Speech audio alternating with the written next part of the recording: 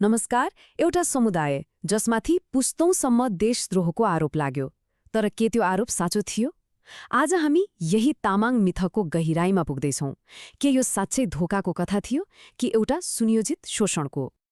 यो प्रश्नले हाम्रो इतिहासको बुझाइलाई नै हल्लाइदिन्छ।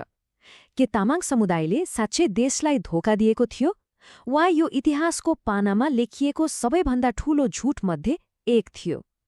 ल सुरु गरौँ त्यो ऐतिहासिक आरोपबाटै।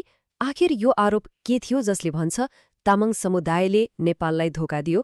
यो कुरा कहाँबाट आयो र कसरी फैलियो? मुख्य आरोप यही हो। तामाङहरू युद्धको बेला तिब्बतीहरूसँग आए र नेपालको विरुद्धमा लडे। सोच्नुहोस् त, यो एउटै लाइनले एउटा सिङ्गो समुदायको पहिचान र देशभक्तिमाथि कत्रो प्रश्नचिह्न खडा गरिदियो।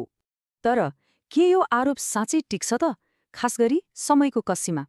अब कुरा गरौँ टाइमलाइनको, किनभने कहिलेकाहीँ सबैभन्दा ठूलो झुटको पर्दाफास सामान्य मिति र सालले नै गरिदिन्छ।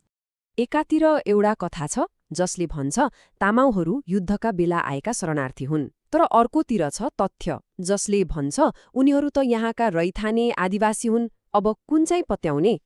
यही भिन्नताले नै सबै कुरा छर्लङ्ग पार्छ। यो टाइमलाइन हेर्दा त कुरा एकदमै क्लियर हुन्छ। स्वयम्भू पुराण जस्ता पुराना ग्रन्थहरूले के देखाउँछन् भने तामाङ त्यति बेला मुर्मी भनेर चिनिन्थे, हजारौं वर्षदेखि काठमाडौँ वरिपरि बस्दै आएका थिए।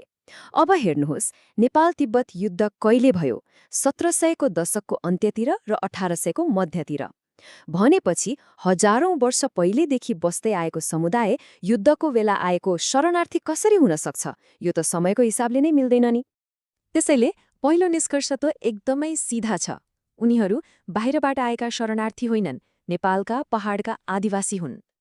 ल, उनीहरू शरणार्थी थिएनन् भने त थाहा भयो।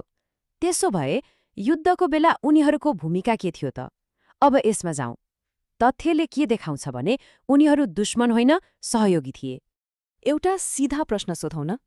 इतिहासको कुनै किताब, कुनै कागजपत्रमा तामाङ बटालियन तिब्बतको पक्षमा लडेको भनेर लेखेको कतै भेटिन्छ?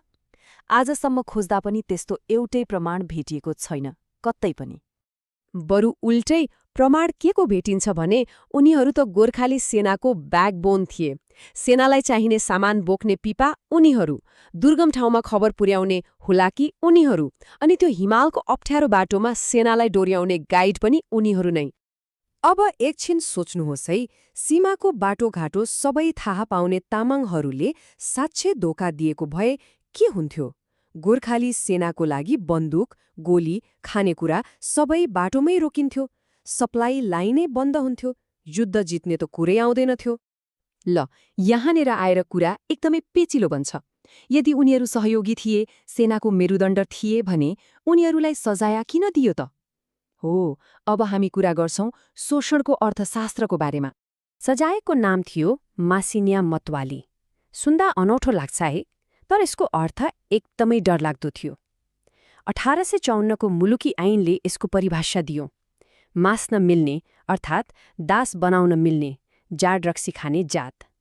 एउटै कानूनी शब्दले एउटा सिङ्गो समुदायलाई दास बनाउन मिल्ने दर्जामा झारिदियो। अनि यो किन गरियो त? बदला लिन? होइन। कारण थियो लोभ। राज्यलाई सित्तैमा काम गर्ने मजदुर चाहिएको थियो। यो पूरा एउटा योजना थियो। हेर्नुहोस् है कसरी काम गर्यो। 1. राज्यलाई ठूला दरबार बनाउन, काठ ओसार्न सित्तैमा काम गर्ने मजदुरको खाँचो पर्यो। 2. त्यति बेलाको कानूनले माथिल्लो जातकालाई दास बनाउन दिँदैनथ्यो। अनि के गर्ने त? 3.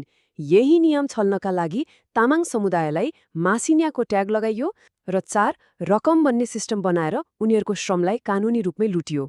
भनेपछि शोषण गर्नका लागि कानूनी बाटो बनाइयो। तर गद्दार भन्ने कथा चाहिँ कहाँबाट आयो त? अब हामी यो झुटको जरा खोज्दैछौं जुन भाषा र राजनीतिमा लुकेको छ। यो सबै गडबडीको एउटा मुख्य कारण थियो भोटे भन्ने शब्द। त्यति बेलाका शासकहरूले तिब्बतीहरूलाई पनि भोटे भन्थे, अनि नेपालकै तामाङहरूलाई पनि उनीहरूको बौद्ध धर्म र संस्कृति मिल्ने भएकोले हेपेर भोटे भन्थे। अब जब भोट यानि तिब्बतसँग लडाईँ भयो, तब शासकहरूले सोचे, यो हाम्रो देशभित्रको भोटेले पनि त धोका देला नि। हो, यही एउटा शब्दको गलत प्रयोगले अविश्वासको वातावरण बनायो। अनि यसमा राजनीति पनि मिसियो।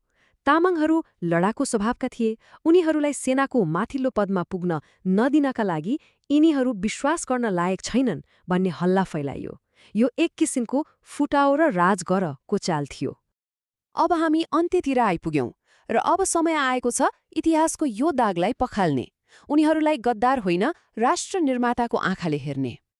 त्यसैले अन्तिममा कुरा एकदमै सिधा छ। जुन कुरालाई देशद्रोहको सजाय भनियो त्यो वास्तवमा सजाय थिएन, त्यो त सित्तैमा श्रम शोषण गर्ने एउटा हतियार थियो। साँचो कुरा त के हो भने तामाङहरूले नेपाललाई धोका दिएनन्, बरु उनीहरूले त नेपाल बनाए। काठमाडौँका दरबार, पाटी पौवाका ढुङ्गा र काठहरू ती सबै उनीहरूले नै आफ्नो काँधमा बोकेर बनाएका हुन्। यो देश उनीहरूको पसिनाले बनेको छ। र जाँदा जाँदै एउटा गम्भीर प्रश्न, जब इतिहास फेरि लेखिन्छ त्यो कलम कसको हातमा हुन्छ? यो प्रश्नमाथि हामी सबैले सोच्न जरुरी छ।